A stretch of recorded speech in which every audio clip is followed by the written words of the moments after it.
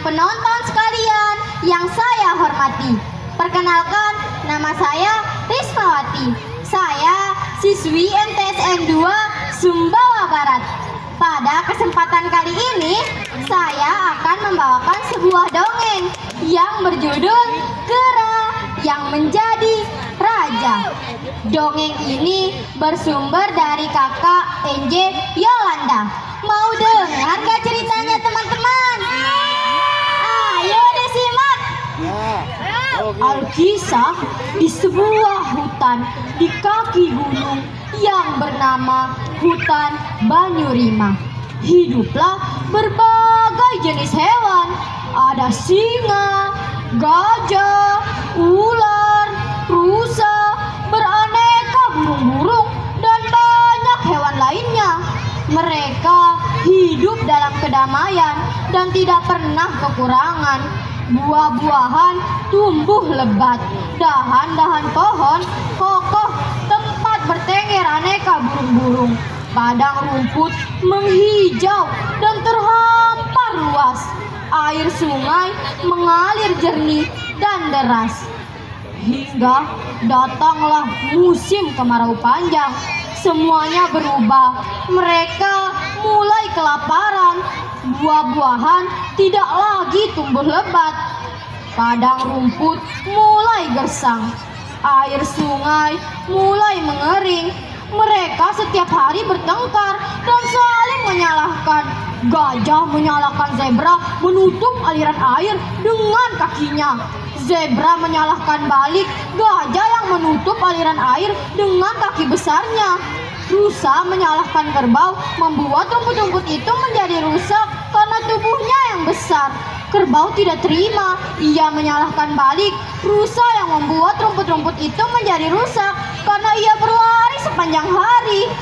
Tak ketinggalan, burung-burung saling menyalahkan karena tidak dapat menarik awan dan menjatuhkan hujan.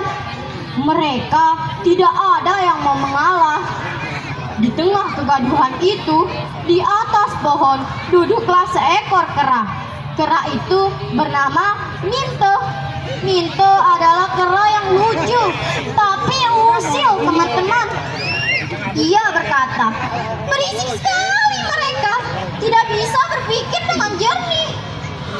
Iya, hewan-hewan akhirnya memutuskan untuk mencari pemimpin di hutan itu.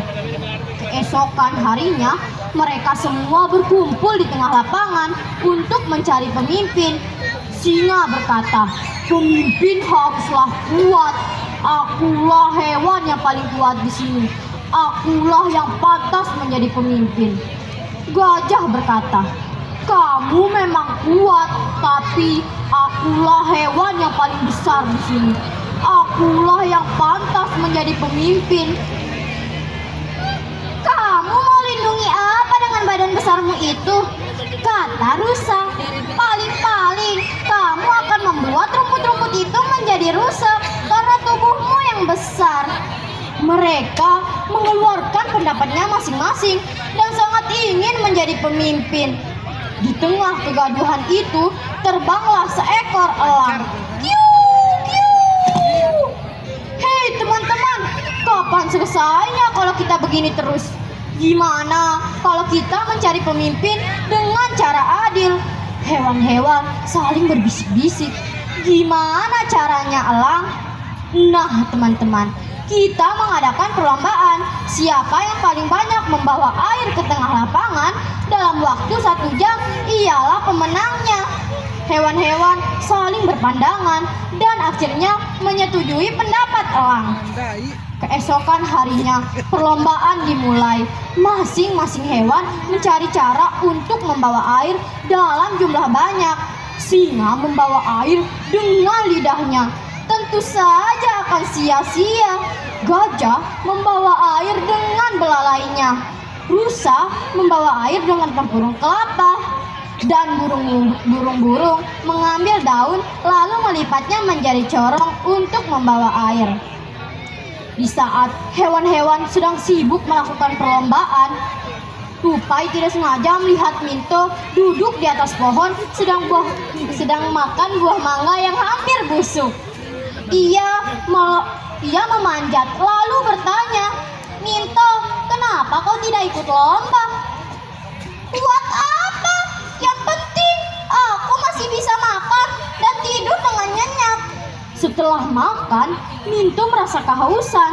Ia melompat turun dari pohon lalu melihat tempurung kelapa. Ia mengambilnya lalu berlari-lari ke sungai mengambil air dan melompat-lompat melewati lapangan. Nah, teman-teman, Minto tiba di lapangan tepat pada saat waktu perlombaan hampir habis. Airnya pun nyaris tidak ada yang tumpah. Berteriaklah Elang, "Hei teman-teman, kita sudah menemukan pemenangnya." "Siapa?" tanya Gajah. "Kita saja belum sampai. Lihat, Minto tiba di lapangan tepat waktu dan membawa air dalam jumlah banyak." Hewan-hewan keberatan. "Ia bahkan tidak ikut mendaftar," kata Gajah.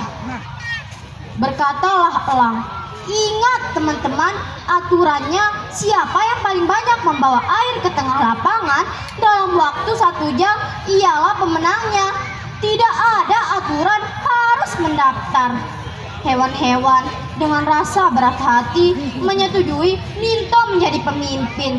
Minto yang tidak berniat ikut lomba diangkat menjadi pemimpin.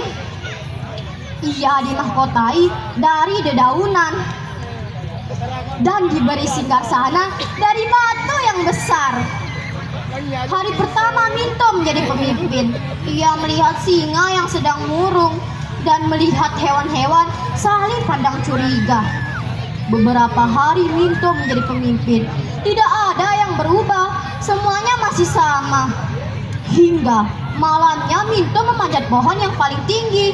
Ia merenung sambil menatap bulan. "Aku memang sudah menjadi pemimpin, tapi aku belum bisa mencari jalan keluarnya untuk masalah teman-temanku." Ia berpikir semalaman. Hingga paginya ia menemukan ide. Ia mengumpulkan teman-temannya, mengajak untuk membuat sumur dan menanam kembali tanaman, lalu menyiramnya dengan air sumur itu. Mereka bergotong royong dengan kekuatan mereka masing-masing. Minto tidak hanya memerintah, ia bangun paling pagi, memanjat pohon, memetik buah yang masih tersisa, lalu dibagikannya ke teman-temannya yang sedang bergotong royong. Hasil kerja keras mereka tidak sia-sia. Beberapa bulan kemudian, hutan kembali menghijau. Mereka tidak lagi kelaparan. Tapi masih ada hewan yang tidak menyukai Minto. Walaupun demikian, Minto tetap menjalankan kewajibannya sebagai pemimpin. Ia membantu hewan-hewan kecil yang sedang membutuhkan. Hewan-hewan akhirnya mulai menyukai Minto. Dan Minto pun menyadari satu hal, pemimpin bukan tentang siapa yang paling kuat atau yang paling besar, melainkan yang mau bekerja dengan hati yang tulus bagi sesama. Minto memimpin hingga usia tuanya dan menghadirkan kedamaian di hutan Banyurima. Nah, begitulah ceritanya teman-teman. Sampai sini saja ya dongeng saya kali ini. Semoga kita berjumpa di lain hari. Wassalamualaikum warahmatullahi wabarakatuh. Waalaikumsalam warahmatullahi wabarakatuh. Terima kasih. Iya, dari MTS Negeri 2 Sumbawa Barat mendongeng. Selanjutnya kita beralih ke mata lomba menyanyi solo.